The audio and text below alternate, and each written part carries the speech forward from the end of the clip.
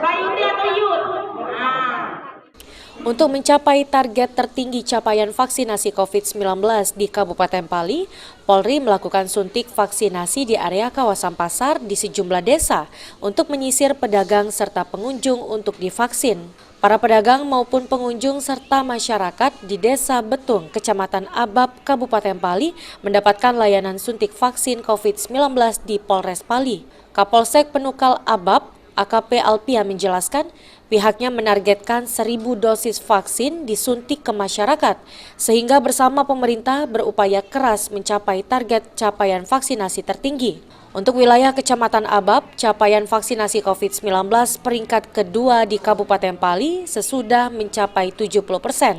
Untuk meminat masyarakat divaksin, Polres Pali memberikan bantuan sembako gratis setiap warga yang telah divaksin.